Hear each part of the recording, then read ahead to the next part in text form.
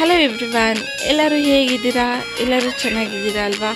So friends, ನಾನು ಕೂಡ ಚೆನ್ನಾಗಿದ್ದೀನಿ. Welcome to spirit wonder. ಇವತ್ತಿನ ಮೆನ್ಯೂ ಬಂದು ಖಾರ ಪೊಂಗಲ್ ಹೇಗೆ ಮಾಡೋದು ಅಂತ ನೋಡೋಣ. ಸಿಂಪಲ್ಲಾಗಿ ಬ್ರೇಕ್ಫಾಸ್ಟ್ಗೆ ಮಾಡ್ಕೊಬೋದು. ತುಂಬಾ ಟೇಸ್ಟಿಯಾಗಿರುತ್ತೆ ಮತ್ತು ಲೈಟ್ ಫುಡ್ ಅಂತಲೇ ಹೇಳ್ಬೋದು ಇದನ್ನು. ಸೊ ಹೇಗೆ ಮಾಡೋದು ಅಂತ ನೋಡೋಣ. ಅದಕ್ಕೇನೇನು ಇಂಗ್ರೀಡಿಯೆಂಟ್ಸ್ ಬೇಕು ಅಂತ ನೋಡೋಣ. ಇಲ್ಲಿ ನೋಡಿ, ನಾನು ಹಸಿಮೆಣಸಿನ್ಕಾಯಿ, ಕರಿಬೇವು, ಕೊತ್ತಂಬರಿ, ಶುಂಠಿ ಮತ್ತು ನಾನಿಲ್ಲಿ ಬೇಳೆ ನಾನು ಯಾವ ಅಳತೆಯಲ್ಲಿ ತೊಗೊಂಡಿದ್ದೀನೋ ಅದೇ ಅಳತೆಯಲ್ಲಿ ನಾನು ಹಾಕಿ ತೊಗೊಂಡಿದ್ದೀನಿ. ಸೊ ನಾವು ಯಾವುದರಲ್ಲಿ ಎಷ್ಟು ಅಳತೆ ಬೇಳೆ ತೊಗೊಳ್ತೀವೋ ಅಷ್ಟೇ ಅಳತೆ ಹಾಕಿ ತೊಗೋಬೇಕು.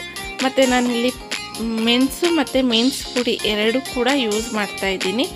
ಆಮೇಲೆ ಸ್ವಲ್ಪ ಅರಿಶಿನ, ಜೀರಿಗೆ, ಸಾಸಿವೆ, ಇಂಗು, ಇದಿಷ್ಟು ಬೇಕಾಗಿರೋ ಇಂಗ್ರೀಡಿಯೆಂಟ್ಸು. ತುಂಬಾ ಟೇಸ್ಟಿಯಾಗಿರುತ್ತೆ. ನಾನಿಲ್ಲಿ ಮೆಣಸು ಪುಡಿ ಕೂಡ ಯೂಸ್ ಮಾಡೋದ್ರಿಂದ ನೀವು ಖಾರ ನೋಡಿಕೊಂಡು ಹಸಿಮೆಣ್ಸಿನ್ಕಾಯಿನ ನೀವು ತಗೊಳ್ಳಿ, ಓಕೆನಾ?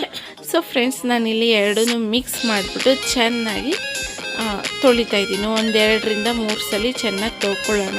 ಯಾಕಂದರೆ ನಾನು ಸೊಸೈಟಿ ಅಕ್ಕಿ ಯೂಸ್ ಮಾಡ್ತಾಯಿದ್ದೀನಿ.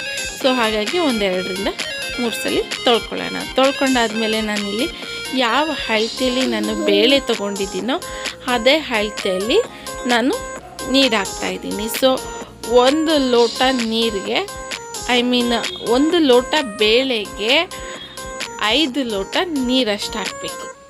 ಸೊ ನಾನಿಲ್ಲಿ 2 ಲೋಟ ಅಂದರೆ ಬೇಳೆ 1 ಲೋಟ, ಅಕ್ಕಿ 1 ಲೋಟ ತೊಗೊಂಡಿರೋದ್ರಿಂದ 10 ಲೋಟದಷ್ಟು ನೀರು ಹಾಕಿದ್ದೀನಿ. ನೋಡ್ಬೋದು, ಎಲ್ಲ ಚೆನ್ನಾಗಿ 1-2 ಕೂಗಿಸ್ಕೊಂಡಾದ್ಮೇಲೆ ನೋಡಿ ಈ ಥರ ಆಗುತ್ತೆ.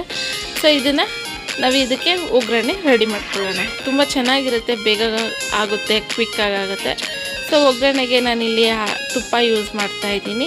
ತುಪ್ಪ ಹಾಕೋದ್ರಿಂದ ಫ್ಲೇವರ್ ತುಂಬ ಚೆನ್ನಾಗಿರುತ್ತೆ ಮತ್ತು ಬೇಗ ಸ್ಮೆಲ್ ಇದೆಯಲ್ಲ, ಮಕ್ಕಳು ತುಂಬ ಚೆನ್ನಾಗಿ ತಿಂತಾರೆ. ಸೊ ಇಲ್ಲಿ ನಾನು ಸಾಸಿವೆ ಹಾಕ್ಬಿಟ್ಟು ಒಂದು ಸ್ವಲ್ಪ ಹಿಂಗೆ ಹಾಕಾದ್ಮೇಲೆ ಮೆಣಸು ಹಾಕ್ತಾಯಿದ್ದೀನಿ. ಮೆಣಸು ಸ್ವಲ್ಪ ಹಾಕ್ತಾಯಿದ್ದೀನಿ ನಾನಿಲ್ಲಿ, ಯಾಕಂದರೆ ಮೆಣಸು ಪುಡಿ ಕೂಡ ಹಾಕೊಳ್ಳೋದ್ರಿಂದ ನಾನಿಲ್ಲಿ ಮೆಣಸು ಒಂದು ಸ್ವಲ್ಪ ಹಾಕ್ತಾಯಿದ್ದೀನಿ. ನಾನಿಲ್ಲಿ ಆಮೇಲೆ ನಾನು ಶುಂಠಿನ ತುರಿದಿಟ್ಕೊಂಡಿದ್ದೀನಿ, ಶುಂಠಿ ಕೂಡ ಹಾಕ್ತಾಯಿದ್ದೀನಿ. ಶುಂಠಿ ಹಾಕೋದ್ರಿಂದ ಅದ್ರ ಫ್ಲೇವರ್ ಸೂಪರಾಗಿರುತ್ತೆ. ನೀವು ಒಂದ್ಸಲ ಮನೇಲಿ ಟ್ರೈ ಮಾಡಿ, ತುಂಬಾ ಚೆನ್ನಾಗಿರುತ್ತೆ.